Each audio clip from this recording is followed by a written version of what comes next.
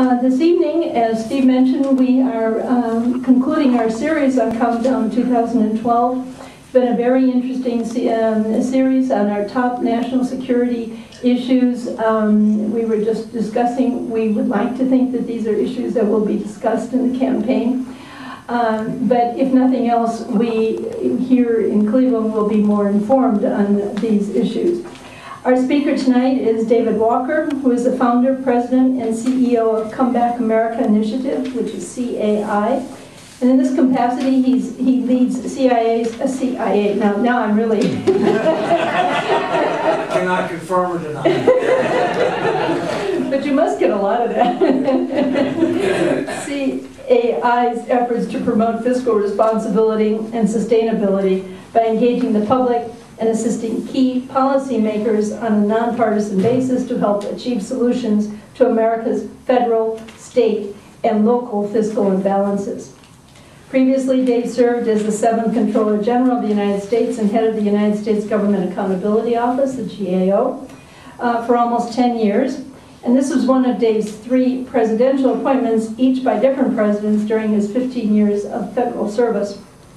Dave has over 20 years of private sector experience, including approximately 10 years as a partner and global managing director of human capital services for Arthur Andersen LLP. In addition to his leadership responsibilities at CAI, David serves on various boards and advisory groups as a member of the boards for the Committee for a Responsible Federal Budget, and as well as a member of advisory committees for the U.S. Public Accounting Oversight Board and the Peterson Foundation. He's a member of the Accounting Hall of Fame, the National Academy of Public Administration, and the National Academy of Social Insurance and Trilateral Commission.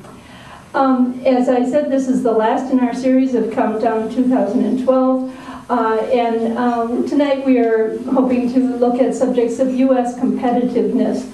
And after Dave gives his presentation, we will be doing a Q&A session, and particularly because of the intimacy of this group, we should have a great opportunity to ask the questions we want.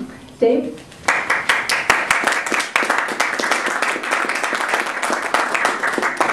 Thank you. It's good to be with you back in Cleveland again, and I hear the Indians are doing pretty well this year, which is good. They're off to a faster start than the Red Sox, I can tell you that, but we won't go there right now.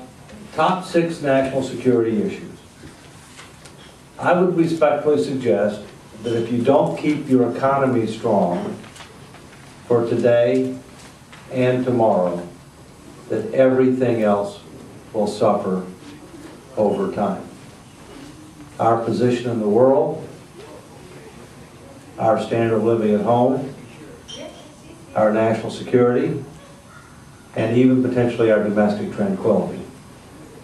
What I'd like to talk to you about is an issue that I hope and expect will be a top issue in the general election campaign. And if it's not, we're all in trouble.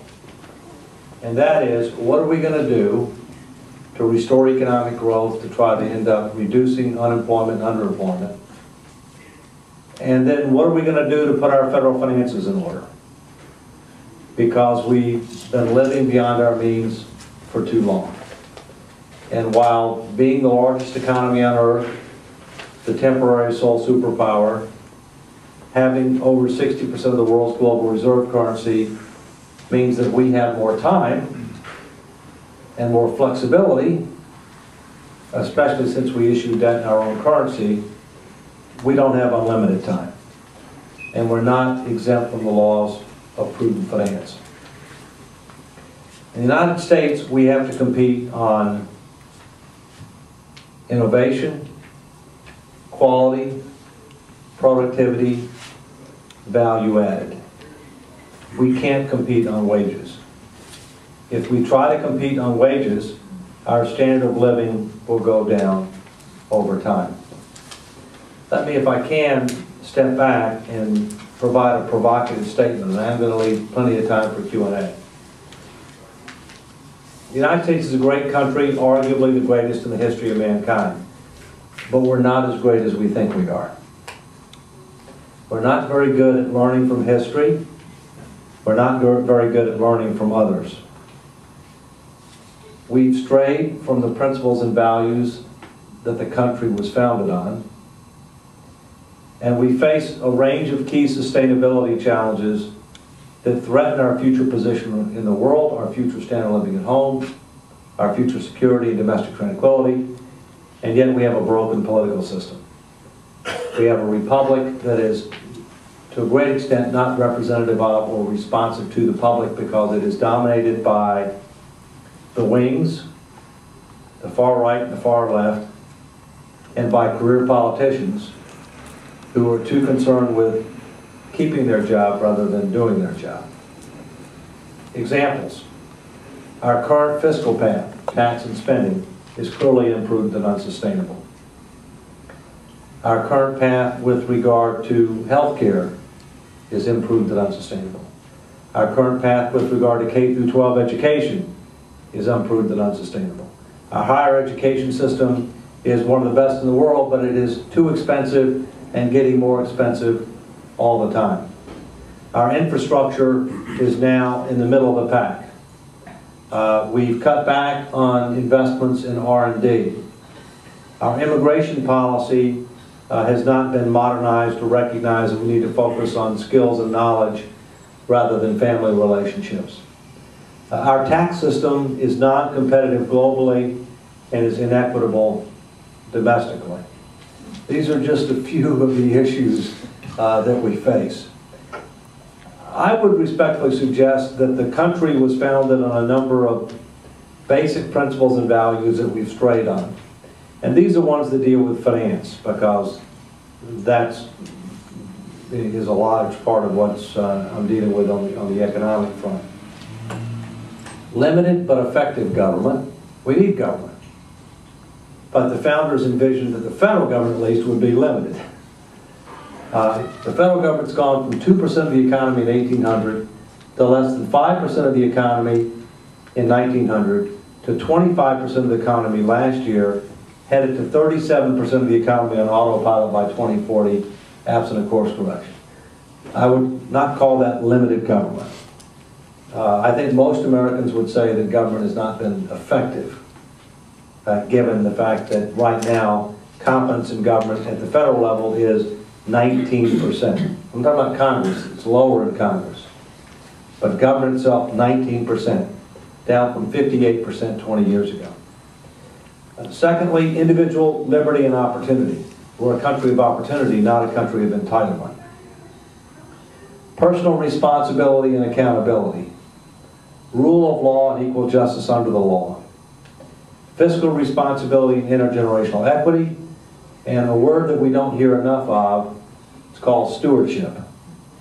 And what stewardship means is, as a leader in the private sector, the public sector, the not-for-profit sector, and I'm fortunate to have led organizations in all three sectors,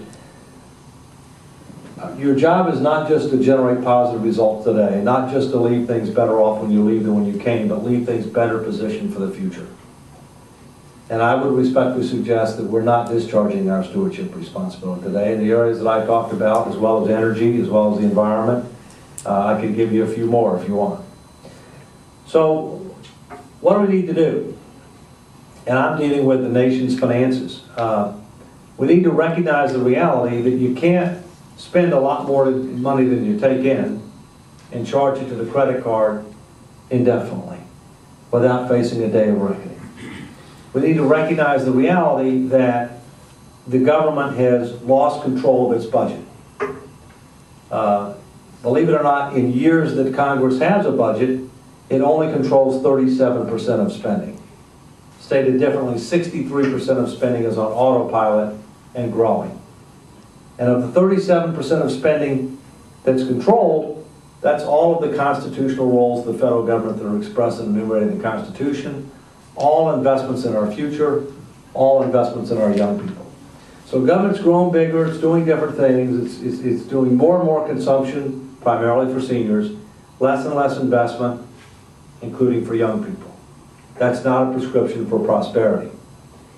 When you look at where we stand compared to other countries that are in the news, we're number 28 out of 34 countries in the world in fiscal responsibility and sustainability. Australia is number 1, Greece is 34, The good news is Australia, New Zealand, and Sweden, who were 3 of the top 4 countries, had serious problems in the 90s. They rose to meet those challenges. If they can do it, we can do it.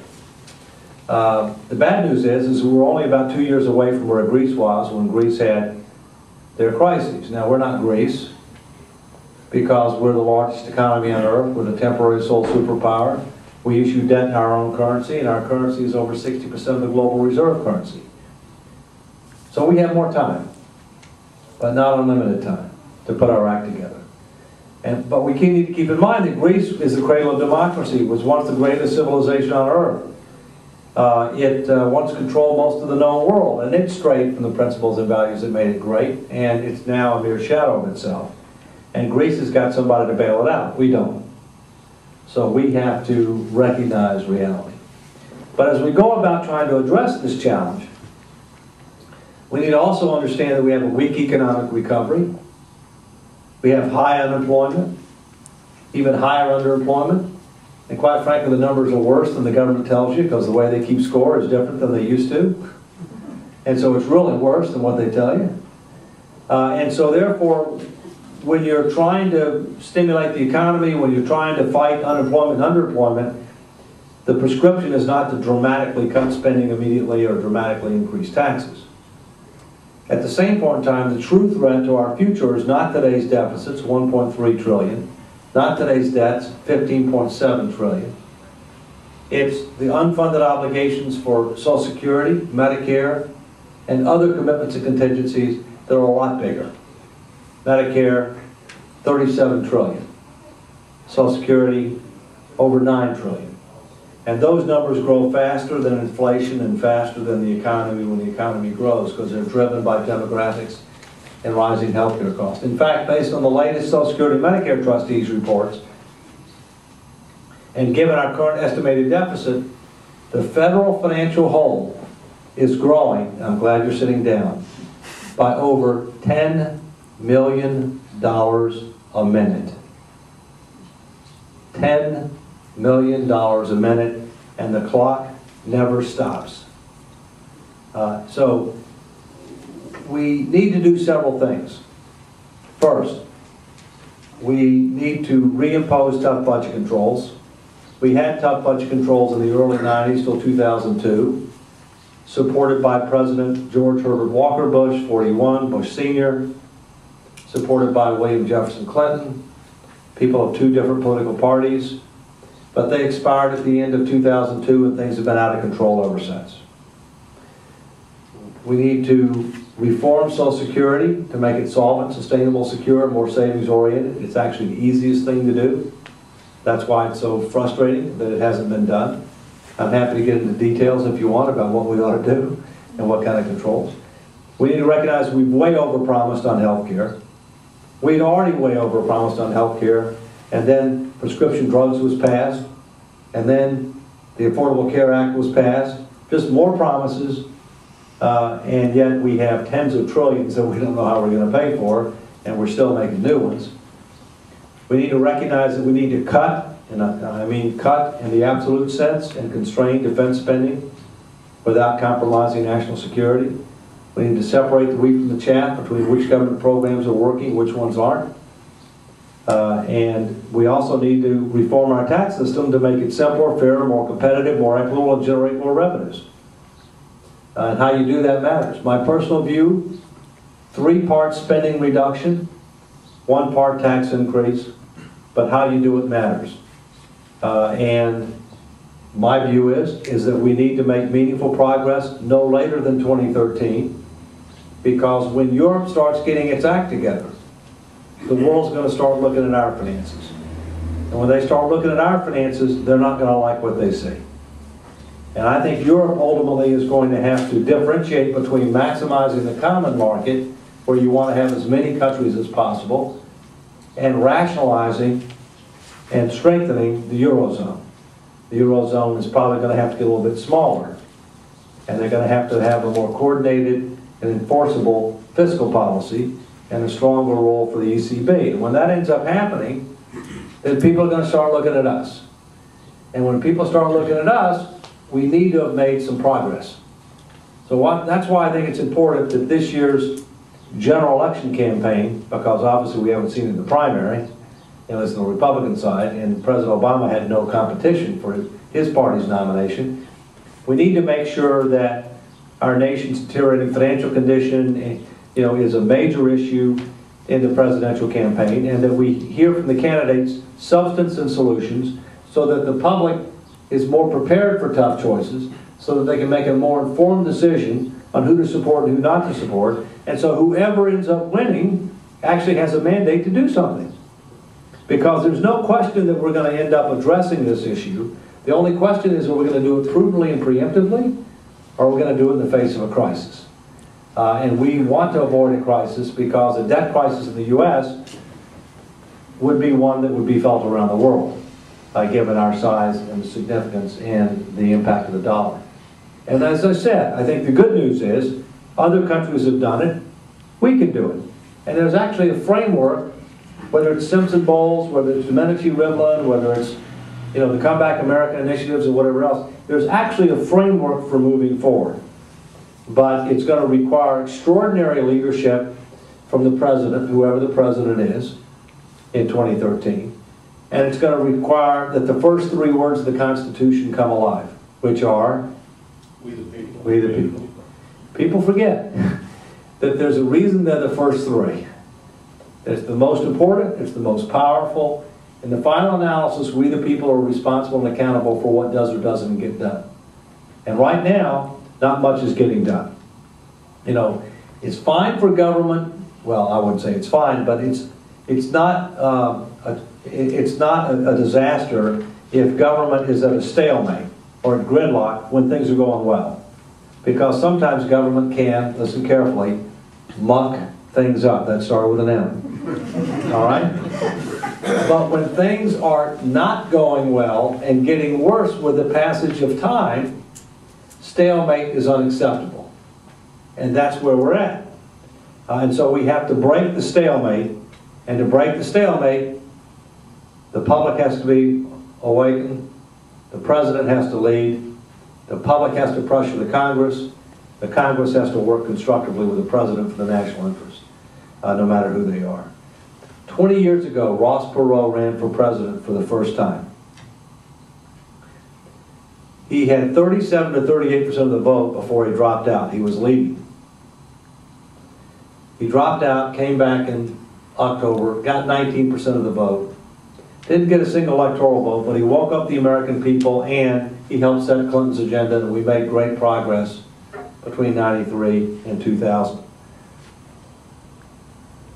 He ran on fiscal irresponsibility, political dysfunctionality, declining trust in government, declining confidence in the future, other than NAFTA. We're demonstrably worse off on all of those. 20 years ago, 58% of Americans felt government was doing a good job. Now it's 19. 20 years ago, 20% of Americans were political independents. Today, 40 to 42. I'm one of them. We need to make sure that we make real progress this year. If we do, next year, no later than next year. If we do, we can make sure that America stays great, and we can make sure that our future is better than our past. But I believe that the decisions that are made or that fail to be made in Washington in the next 3 to 5 years will largely determine whether our future is better than our past. I believe we're at a critical crossroads. We're approaching a tipping point. And as I said in the documentary Our USA in 2008, the greatest threat, national security threat, is not somebody hiding in a cave in Afghanistan or Pakistan at that time. It's our own fiscal and irresponsible ways. And Mike Mullins, who's former chairman of the Joint Chiefs of Staff, followed up on that a couple of years ago by saying the greatest national security threat in the United States is not some military power. It's the escalating deficits and debt. Because when you're a debtor nation, your power and influence in the world declines. And if we think that China is going to lend us money to defend Taiwan or other interests that they are not supporting. We are living in a dream world. And so again, as I say, we're at a critical crossroads. We face a number of key sustainability challenges. And let me touch on a few other areas of competitiveness, just to give you a few examples. I was at Case Western today. A lot of their students are foreign students. And one of the things you have to ask yourself is, all right, we don't have enough engineers in this country. We don't have enough PhDs in this country. And yet, you would think that when somebody graduates from a U.S. university with a PhD or a master's degree in an area where we have a supply and demand imbalance and we need more people, that we would be giving these people a green card so that they could end up going to work in this country. But no, that's not what we do. We need to fundamentally relook at our immigration policy as well to recognize that we have to compete based on skills and knowledge, and we need to start making sure that our immigration policy is based more on that than it is family relationships. It's not that family relationships aren't important, they are. But we need to make sure that we modernize our practices there. And we all know that we've got problems in our education system, K through 12. We spend double per person and we get below average results. Just like healthcare, we spend double per person, we get below average societal results. Throwing more money at those systems is not going to solve the problem. You have to fundamentally transform them to deal with incentives, transparency, and accountability. We need to recognize those realities and start moving on. So I want to be able to have plenty of time for Q&A. I'm happy to answer specific questions about what I think we need to do with regard to taxes, with regard to social insurance, with regard to health care, with regard to defense, whatever you might like. But what I would rather do now is to turn it over to Q&A so I can make sure that I'm talking about the issues you want me to talk about rather than the broader portfolio of issues that I might otherwise be able to address. So thank you very much. I'm happy to answer questions.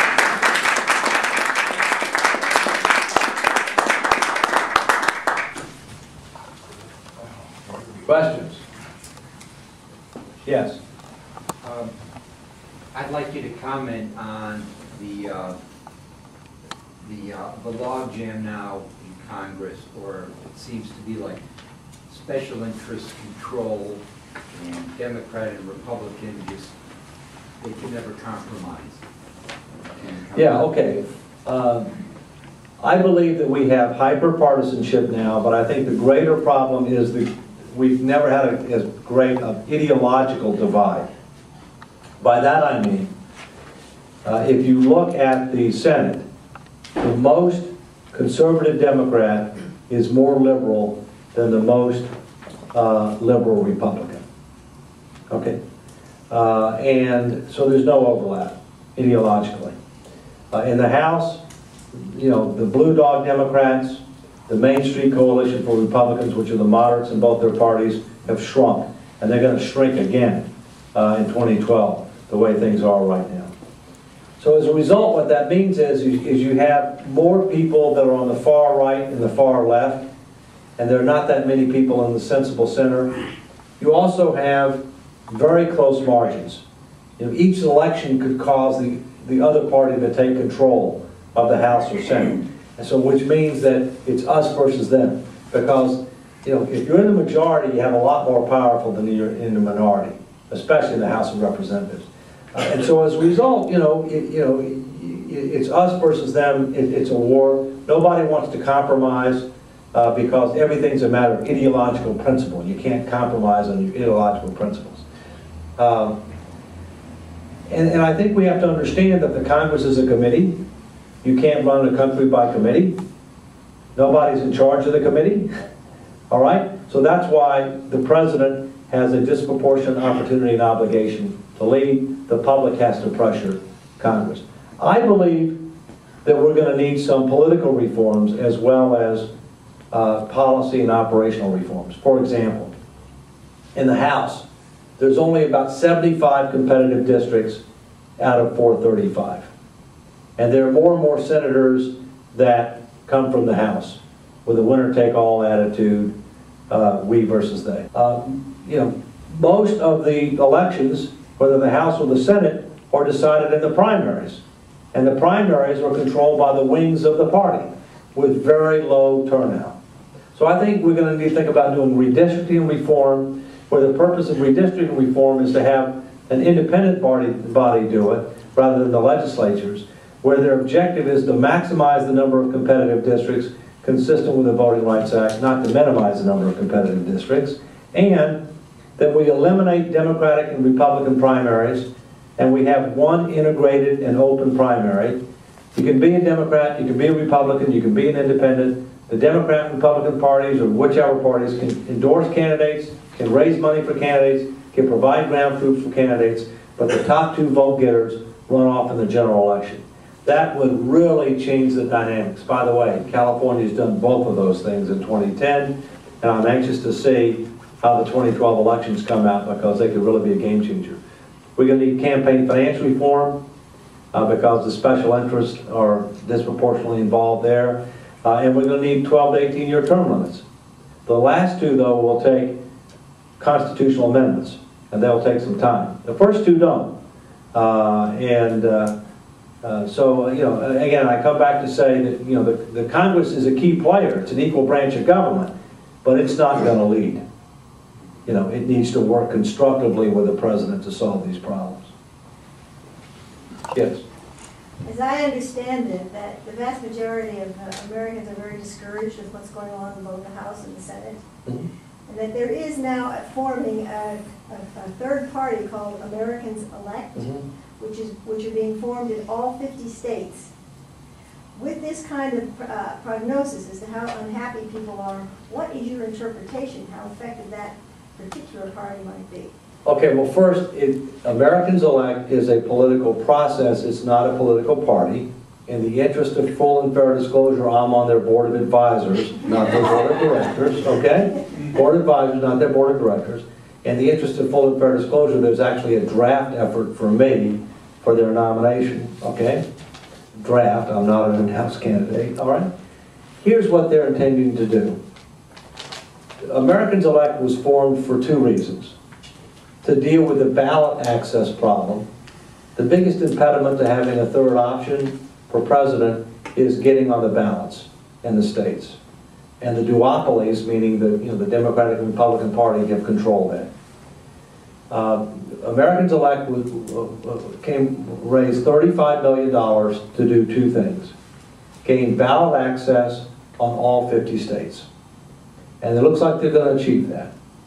And secondly, to create a national online platform through the internet to do a national primary and convention to nominate a to-be-determined unity ticket for president and vice president. Unity meaning you can't be the same political party, and that you would commit to a unity cabinet approach like Washington, Lincoln, and Churchill in the case of the United Kingdom in times of crises, all right? And you can find out more about it at americanselect.org. There's absolutely no question that because of discontent in the country and a variety of other factors, that if they could come up with a big name to run, and if they ran on the right issues, they'd have a chance to win. They overestimated how many people would be willing to jump in and take advantage of this. And I think part of the reason for that was because they haven't made this as well known as they needed to. And part of the reason for that is because if Gingrich or Santorum had gotten the Republican nomination, the view had been that there would have been a tremendous amount of running room in the middle, and you might have found people like Bloomberg and others jumping in, because some people will only run if they think they can win. It's not like Ross Perot. He ran not thinking he could win, but he wanted to make a difference for the country. The interesting thing, he might have won if he hadn't jumped out, but you know, he did. So I think it's to be determined whether they're going to be able to field a ticket and what that ticket is and what they'll campaign on. I think if they end up fielding a ticket that's a credible ticket, if they campaign on the right issues, things like fiscal responsibility, the need to transform government, the need for political reforms, as an example. I think at a minimum, they could qualify for the presidential debates. If you qualify for the presidential debates, you can help set the agenda. And in order to avoid them being a spoiler, they could end up, if they could see that they couldn't win, but that their support might make the difference, they could endorse one of the other tickets based upon who they felt was better as it relates to the issues and the willingness and ability to make a unity approach a reality. So it's a wild card. And they're going to be determining their ticket no later than the end of June, because it takes, you have to do that in order to be able to get on certain state ballots. You have to have actual names of people who are going to be on the ballot. So it's, it's a wild card, but it's not a party, it's a process. Yeah, but I understand your prognosis is if it's a good candidate, he or she could very well take control, could win. Yeah, I think it's highly unlikely this time because they didn't get started early enough. I think it's possible, not probable, okay? But you also have to keep in mind, you can make a difference even if you don't win. And the other thing is this is about changing the system at the federal, state, and local level over time to provide more choice and competition for people. Because one of the things that I found is with increasing frequency, especially at the federal level, people have not been real happy with the choices they've been given because they're coming out of a broken process. And the broken process means that the Republicans have to run to the right, the Democrats have to run to the left, and therefore there's about 60% of America that I think is effectively disenfranchised. They're really not effectively represented by the people who are elected. Yes? So you mentioned some austerity measures. I think you said 3 parts: reduction in government spending, 1 part tax increase. Now I also understand, I think we're still the country that spends the largest percentage on our defense industry. What's your personal take on reductions in, or at least the defense budget for our country? I absolutely believe that we need to cut. That means an absolute reduction. That doesn't mean reduce the rate of increase. Defense spending and constrain its growth. Because we spend as much as the next 15 nations combined on defense. Most of those are allies. The Defense Department is a bloated bureaucracy. Much of what we're spending money on is based upon past threats rather than current future threats. We're assuming a disproportionate role and responsibility for global security. That's got to be shared more broadly, but it isn't going to change overnight, okay? I think it is possible, it is essential, and it is inevitable that we're going to cut defense and constrain defense spending. And I think how you do it, when you do it matters, but it needs to get done. Yes. Has anybody studied the effect on employment by these defense cuts that are proposed? Yeah, I mean, you obviously have to take a look at that because the money is spent on something, right? And the question is, how much of it has to do with weapon systems production? How much of it has to do with other things that might be overhead related? My personal view is that the Pentagon would be probably 50% more productive if it was 25% smaller. And let me give you an example. I had the pleasure and the opportunity, it was a unique opportunity, to participate in something called Capstone, which is a training program for new generals and new admirals. About the 3rd year that I was Comptroller General. And it's a 6-week intensive program both in the U.S. and overseas. And you get briefed on a lot of issues, and it's non-attribution, so I can't say who said this. But one of the things that really struck home to me to demonstrate what a bloated bureaucracy the Pentagon is to activate and deploy 20 people from the Guard or Reserve, 24 different units in the Pentagon have to sign off on it. Okay? Sign off, approve it. So you imagine it's not a very efficient process, okay? If you look at the ratio of tooth to tail, how much of our military is focused on war fighting and how much of it is focused on overhead and administration, it's not a pretty picture, okay? If you look at frankly our benefits costs are unaffordable and unsustainable. And Congress is a big part of that. I mean, you know, we used to provide very good benefits for active duty military, and then the Congress changed the law to be able to say that if you were a Guard and Reserve member, not only when you were called up do you get these lucrative benefits, but just being a member of the Guard and Reserve, you get these lucrative benefits, which, you know, which was just unbelievable, okay? So yeah, you need to look at the employment implications, just as you need to think about the employment implications with regard to when government shrinks. But the truth is, you know, the private sector is the engine of growth, innovation, and job creation, and government's going to have to shrink. You know, it's going to have to shrink. Well, I was also thinking about the manufacturing. No, I understand. The weapon systems and things like that. Kansas and so forth. No, weapon systems and things. No, I understand that. You have to look at that. You know, in many cases, what you're going to end up doing with regard to weapon systems and with regard to social insurance programs is you're not going to immediately cut.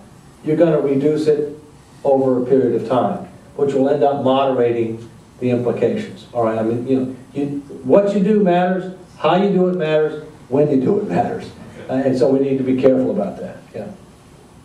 Yes. How would you fix and reform Medicare and Medicaid? Well, first, I don't think that you can consider Medicare and Medicaid in isolation. I think you have to look at the overall healthcare system, okay? And I think in the area of Medicaid, you know, the federal government has raised the bar on the minimum standards too high, and that we need to provide more authority to the states and more flexibility to the states and more block grant funds to the states, okay, in that regard. Secondly, in the area of Medicare, you know, Medicare is 3 programs. It's Part A, which is hospital insurance, mandatory, funded with a payroll tax. B and D are voluntary. You don't have to sign up for them. B is physician outpatient. D is prescription drugs. A vast majority of people sign up for them because they're a good deal. Because believe it or not, 95% of people who sign up for them get a 75% taxpayer subsidy for their premiums, irrespective of their income and wealth. All right? And you wonder why it's unaffordable and unsustainable. So one of the things you have to do is go at that. You know, you have to differentiate between universal opportunity and universal access and universal subsidy. But ultimately, I think what we have to do is a higher level of order in healthcare. I think the government's in the wrong business.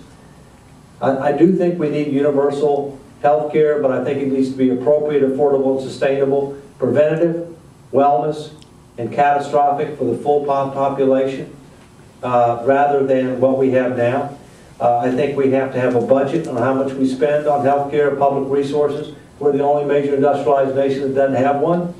I think we have to start paying more for outcomes rather than activities. I think we need malpractice reform. I don't think we ought to be providing $300 billion a year in tax incentives for employer-provided paid health care, meaning the wealthier you are, the more lucrative the plan you have, the more taxpayer subsidy you get. Whereas if you're near poor and you don't have any employer insurance at all, you get nothing. You know, we have some really perverse, you know, direct payment programs and tax incentives. By the way, keep in mind that government spending is 2 things. $3.8 trillion out the front door, $1.1 trillion through the back door on deductions, exemptions, credits, and exclusions. Both of them are spending. And both of them need more transparency and accountability. Both of them need to be controlled to a much greater extent. One last thing, and I realize I'm getting off a little bit, it's because I'm getting tired, I apologize. I rarely get tired. You know, a lot of people debate the size of government. The size of government is not dependent on how much it taxes. The size of government is dependent on how much it spends. That's the size of government. The other thing is that when we talk about taxes, there's 2 kinds of taxes. There's current taxes and there's deferred taxes. And deficit and mounting debt burdens represent deferred taxes that somebody's going to have to pay. It's just a matter of who and when and how much. Yes? What would you recommend for a city like Cleveland and Ohio regarding education? There's a good article in today's Wall Street Journal, K-12 and the correlation between economic for the future versus the failure of the systems today, what would you suggest we do there? Well, I live in Bridgeport, Connecticut, and it's a challenged city too, you know, financially as well as from the standpoint of its school system. And, you know, I think that one of the things that we need to do is we need to learn from history and learn from others. You know, we're not the only country on the planet, and there are actually a lot of other countries that have a lot more successful, you know, K through 12 systems than we do. Some of the things that they do is they have a lot longer school years, they have a lot longer school days, they have a lot more focused curriculums. They make sure that their teachers are well qualified in what they're teaching. Okay, they also differentiate between. They also don't have social promotions. Okay, I mean, believe it or not, if you can't read by the 3rd grade, there's a direct correlation between how many people are likely to be in prison later in life, based on the percentage of people who can't read after the 3rd grade. All right, and so if we can't have social promotions, we need to make sure that it's more merit-based. We need to understand that not everybody is bound for college, and that, you know, as the Germans did a long time ago, we also need to understand that whether you graduate from college or technical school or whatever, that everybody needs to be able to not only needs to be able to be financially literate. We have a very financially illiterate society, and something's got to be done to deal with that. I think we need to look at tenure. We need to look at how much of the school budget is going for bricks and mortar, which people like to name after people and things, rather than than things that actually result in learning. I think we need to look at the huge unfunded obligations for pensions and retiree health care and restructure them, because in many cases at the state and local level, the biggest problems are those, and I think government workers, including teachers, are entitled to reasonable pensions and retiree health care, but I underline reasonable. And when you compare them to major employers, in many cases they're not, and they're not affordable and not sustainable. We have too much overhead in schools, just like we do in the Pentagon. I mean, too many administrators, not enough executors. I mean that in a positive way, not in a negative way. Teachers, okay. So those are just a few thoughts. Yes. You mentioned tax policy needs to be reformed. How would you suggest reforming it? There's the fair tax, you have a flat tax, a progressive tax. Yeah. Okay, I'll give you my thought of what it takes that makes economic sense, is socially equitable, culturally acceptable, and politically feasible. All right? Because if you don't hit all of those, you got nothing. Broaden the base of taxation. Eliminate a lot of deductions, exemptions, credits, and exclusions. And I'm happy to tell you what I think the exceptions might be. But you can come back to me on that if you want. Take the top marginal tax rate for individuals, corporations, and the estate tax down to 25%. 40% of Americans, tax filers, don't pay any income tax. That's too high. So we need to have more paying something, but under a progressive tax system. Okay? The effective tax rate for the top 1% is 18.9%. The reason being is that they disproportionately benefit from deductions, exemptions, credits, and exclusions, which you take care of part of that when you end up broadening the base, but they make most of their income through capital gains and dividends, which is taxed at 15% irrespective of how much money it is. So if you could take the top marginal tax rate down to 25%, I would eliminate the difference between capital gains and ordinary income. You get simpler, fairer, more equitable, more competitive, all right? On the corporate side, you have to go to a territorial form of taxation, which every other major country has. So you don't tax people on earnings they made overseas that they repatriate, which encourages people to invest here. They're discouraged to invest here now. You give a deduction for dividends distributed by corporations. Why? To eliminate double taxation, but more importantly, to force boards of directors to either invest for growth and jobs or distribute. Because right now, we've got trillions hanging up on the balance sheet. And we got trillions hanging offshore that's not getting repatriated because of our non-competitive and outdated tax laws. And so, you know, those are, I mean, I could get into more detail. I could tell you what deductions I would keep and, you know, on each side or whatever, if you want. But those are, that's the major framework. Would you eliminate refundable tax credits? I'll give you an example of which one you're talking about. Well, any tax. You mean your earned income tax credit, for example? That's I wouldn't totally eliminate it, but I would cut it back significantly. I wouldn't totally eliminate it, but I would cut it back significantly. And I would eliminate most earned income tax credits, okay? Let me give you the 3 deductions that I would probably keep. And by the way, I'd phase out the tax preference for employer-provided paid health care. You know, there's a word for that. It's called compensation. It ought to be treated as compensation, okay? But you phase that out. You can't do it all at once. It's a lot of money, okay? And then you'd be amazed how many people see how much money their compensation is in health care. That might change some things, okay? 3 big exceptions. First, unlimited charitable deductions to bona fide charities, irrespective of your income. Why? Government's going too big, promised too much, waiting too long to restructure. It's going to do less and tax more, so the charitable sector is going to have to do more.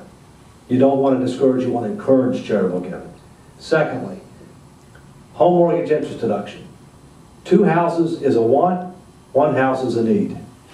You get 1 house, maximum conforming loan, which varies by region of the country, but no place is $1 million. And thirdly, reasonable limits for pension savings, but you got to lock it up for death, disability, or retirement. We have way too much coming out too early. It's tax advantage money. All right. On the corporate side, I do think that we need a R&D credit, but focused on basic research, not applied research. Okay. You know, would be one major example. And as I said, a deduction for dividends distributed, which would really be a game changer. Yes. Let's talk about the trade treaties very quickly. You mentioned Ross Perot and NAFTA, and NAFTA specifically. But over the course of my career, I've run across a lot of several unfavorable treaties that have ostensibly been favorable to us. NAFTA specifically negotiated away duties, as you know, between the United States, Mexico, and Canada. However, what it did not do is negotiate away VAT taxes. We, as the United States, don't charge VAT. Yeah. Importing into Mexico, we're at a huge disadvantage, American companies are, because they pay as much as 16–20% VAT. How do you address that? Well, I think, you know, it's not just a matter of free pay for trade, it's fair trade. This is one example of something that we've got to take a look at. I also think it's inevitable that we're going to have some type of a VAT here eventually as part of a broader tax reform. But my view is if we're going to do that, we need to do it as part of the portfolio of tax reform, not as a way to generate new revenues per se, but as a way to diversify the revenue base, and only after we end up regaining control of the budget, having real tough budget controls on how much we can spend in certain areas so you don't create a new revenue source that can end up just fueling an expanded size and role of government.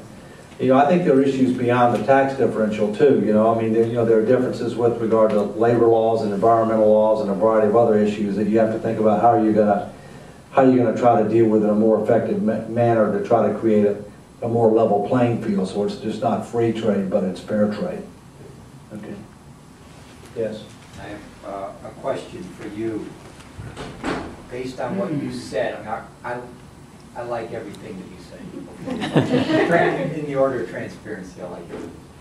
But it seems to me that to get to where you want to go, you are asking people to vote against what they perceive as their own interests. You're asking the military to vote against too many generals and majors. You're asking politicians to limit their terms. You're asking special interests to give up their special interests. How optimistic are you? Well, first, I think that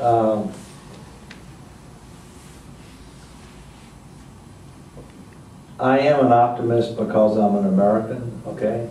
And I can see a way forward. And I can honestly say that I don't think there's any American that has been more places, talked to more people about these issues than I have. So you know, given those factors, I'm reasonably optimistic. But I come back to be able to say that how we get there, based on the factors that I talked about before, and we'll know, you know, within the next year whether or not those factors are going to manifest themselves or not. My view is that, you know, we need to raise this up. If we want America to stay great, if we want our future to be better than our past, then we need to do these things. All right? And I don't think that we've been told that. And I don't, you know, it's like, you know, as I said, I've been in the private sector, the public sector, the not-for-profit sector.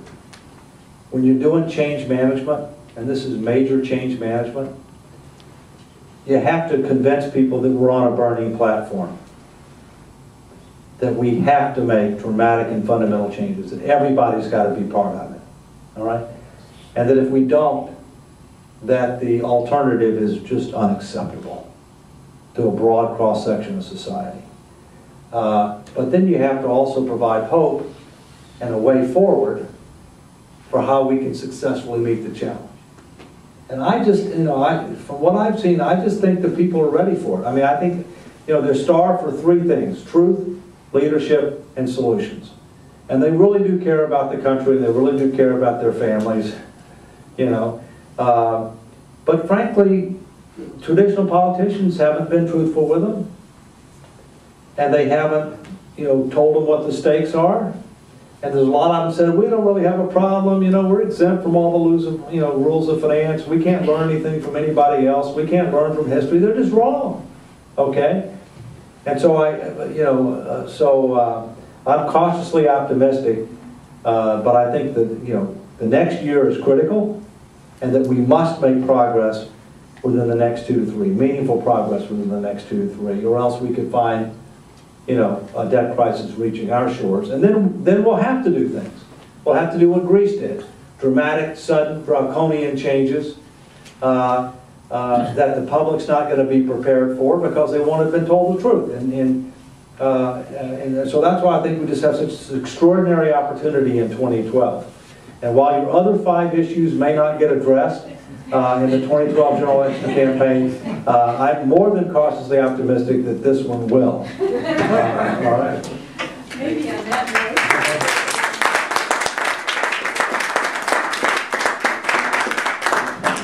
I think maybe that's a good note to close on.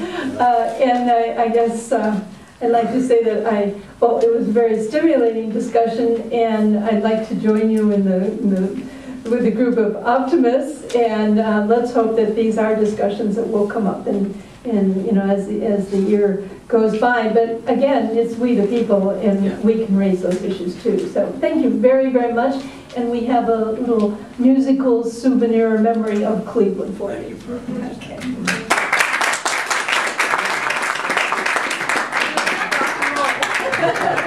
That's okay, that's all right. Thank you all for how we can successfully meet the challenge.